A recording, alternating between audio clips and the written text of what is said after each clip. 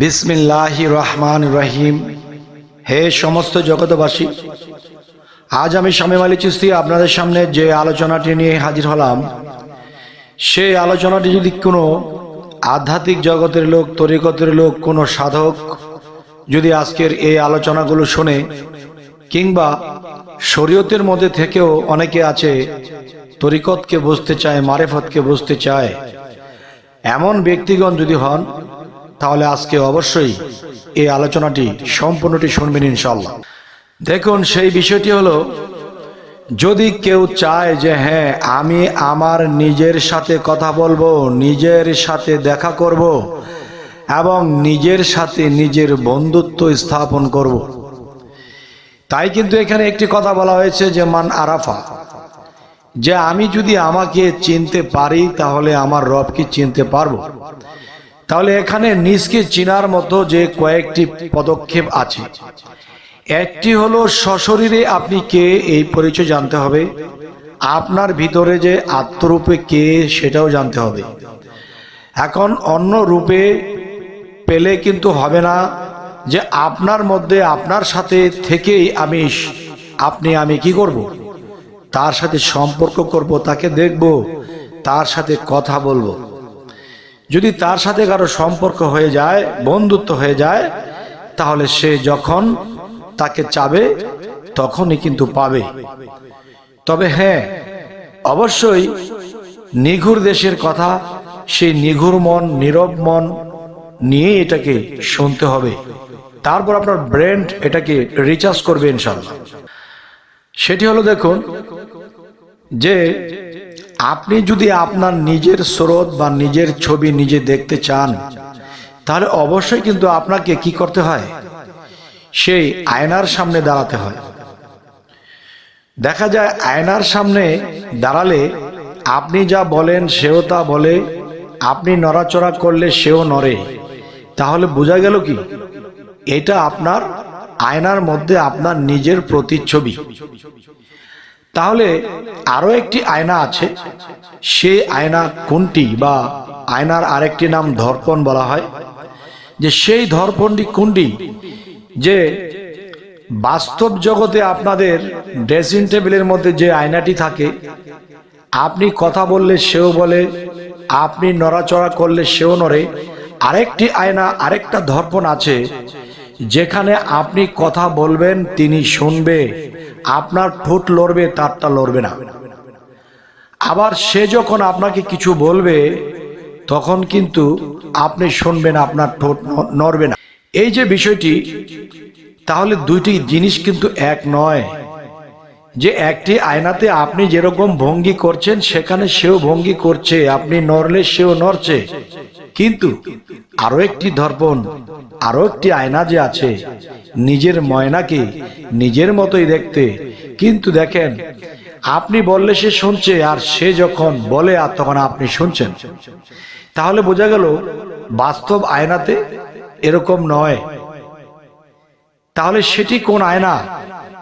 সেই আয়নাটি হলো মূলত একজন কামেল মুর্শিদ। সেই মুর্শিদের রূপের মধ্যে যখন আপনি ডুব দেবেন, তখন সেই মুর্শিদ রূপটা কি হবে, যে এখানে একটি কথা বলা হয়, যে প্রেমের মানুষ বলে তারে পিঞ্জর হতে ছেড়ে গিয়ে ঘুরে আবার আসতে পারে, এই দমের কোঠায় চাবি দিয়া হাস্তিকে নেস্তি করিয়া ফানাফিল্লার হালে গিয়া শ্রীকলা নগরে, এই পরম বন্ধুর হবে দেখা বর্জক শহরে, মরা হইয়া দর্শে যেজন লাগ পাইয়াছে অধরারে, এবার সুলতান নাসিরা মোকামে জলি এবং খফি দুয়ের শোনে গেলে দেখতে পাবে ধেনে, মুর্শিদকে নজরে আপনাকে হারাইলে পাওয়া যায় মাসুকেরে। এবার মুর্শিদ রূপ মিশিলে পরে তারে দেখিতে পারে, আরশিতে ছবির মতো নিজের মতো সেই নিরঞ্জন কয় তারে। তো এখন আমি বলতেছি বারে বারে যে কথাটি, যে বাহ্যিক জগতের আয়না কিন্তু আপনি যা করছেন সে তা করছে, আর মুর্শিদ নামের যে দর্পণ, মুর্শিদ নামের যে আয়না, আপনি যা করছেন সে তা করবে না, আবার সে যা করছে আপনি তা করবেন না। সে কথা বললে আপনি শুনছেন, আপনি বললে সে শুনছে। তাহলে এটা আবার কোন দর্পণ, এটা আবার কোন আয়না? তাহলে সেটা হলো মুর্শিদ দর্পণ যাকে বলা হয়। এখন আমি বলবো হে সমস্ত জগতবাসী, যে তার সাথে একদিন দুই দিন দেখা বা কথা হলে কিন্তু আপনার সাথে সম্পর্ক হয়ে গেছে তা এমন নয়। দেখা যায় এমনই প্রেমে ফানাফিল্লা আপনি থাকবেন, তার সাথে আপনার দর্শন হবে, তার সাথে আপনার ঘন ঘন দেখা সাক্ষাৎ হবে, এবং আপনি যে কিছু বলবেন তার শুনে তা উত্তর করবে। আপনি বাহ্যিক জগতের আয়নার মধ্যে যে আপনি কথা বলতেছেন, সে কিন্তু আপনার কথার জবাব দিচ্ছে না। আপনি যা বলছেন, ঠোঁট লড়াচ্ছেন, সে তাই। কিন্তু মুর্শিদ রূপে মধ্যে যেটা একটা আয়না বা দর্পণ রয়েছে, সেই দর্পণটি আসলে কি?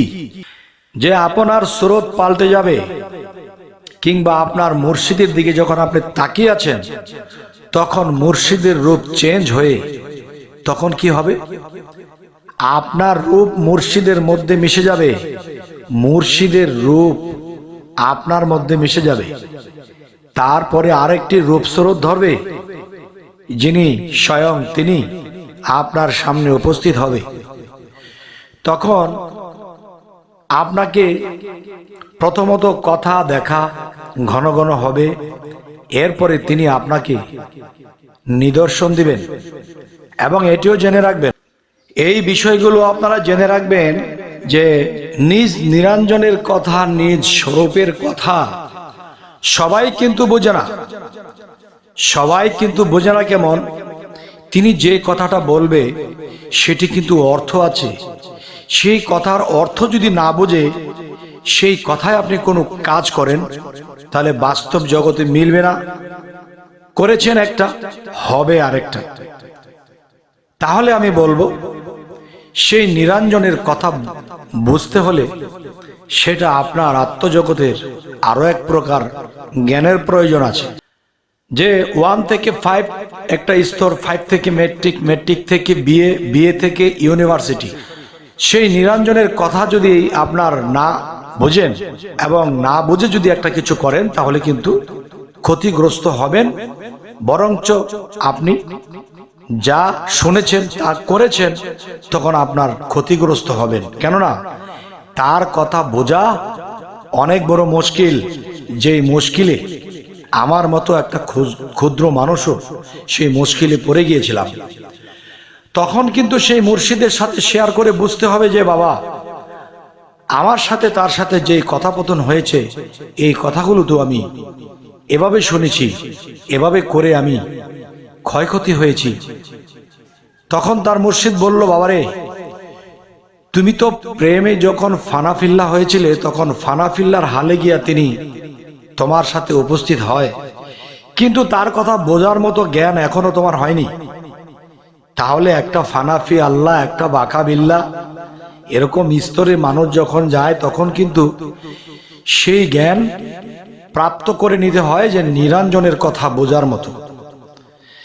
তাই বলবো, হে সমস্ত জগতবাসী, তার কথা বোঝার মতো জ্ঞান যদি কারো না হয়, তাহলে এখানে থাকবে বিরাট ভয় যে দিন দিন তার হবেই ক্ষয়।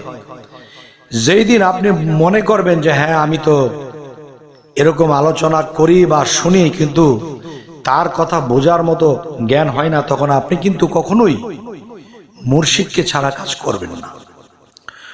মুর্শিদকে ছাড়া আপনি কাজ করবেন না। এ কারণেই, কারণ মুর্শিদ যদি আপনার আয়না না হতো, তাহলে সেই আয়না না হলে কিন্তু সেই আয়নার মধ্যে আপনার নিজ ছোটতে সেই ময়নাকে কখনোই দেখতেন না।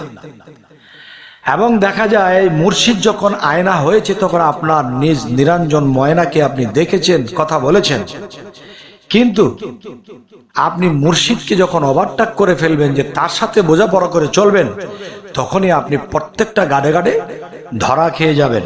তাই বলবো, হে সমস্ত জগতবাসী, অবশ্যই অবশ্যই আপনার মুর্শিদের সাথে বোঝাপড়া করতে হবে। বাবা, আমাকে যে কথা, যে স্টেটমেন্টগুলো দিয়েছেন, আমি এখন কি করব, আমি তো বুঝি না। তখন আপনার মুর্শিদ আপনাকে সঠিক নির্ধারণ দিয়ে দেবে, একবারের জায়গায় 4 বার বুঝিয়ে দেবে।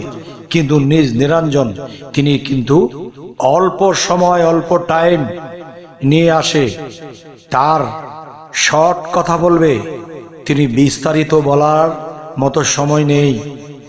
তাই বলবো, হে সমস্ত জগতবাসী, আজকে আমি যে লাইন থেকে যে গভীর থেকে কথা বলছি, এখানে কথা বলা যায় না, তবুও পৃথিবীতে অনেক মানুষ নিজ নিরঞ্জনের দেখা সাক্ষাৎ পেয়ে, কিছু কথার ইঙ্গিত পেয়ে সে নিজেকে অনেক কিছু মনে করে, তারপরে কিন্তু সে তলে পড়ে। তো এরকম যেন না হয়, মানুষ যেন এখান থেকে সাবধান হয়, নিজের মুর্শিদের সাথে বুঝে যেন সে কাজ করে লয়। তবে জানি না এই কথাগুলো আপনাদেরকে কি বোঝাতে চাইলাম, কি বুঝলেন, অবশ্যই আপনারা কিন্তু আমাকে কমেন্টে জানাবেন, এবং সামনে কি ধরনের আলোচনা চাইছেন তাও জানাবেন। সকলে ভালো থাকবেন, আমাদের চ্যানেলটিকে সাবস্ক্রাইব করে নেবেন। আল্লাহ হাফিজ।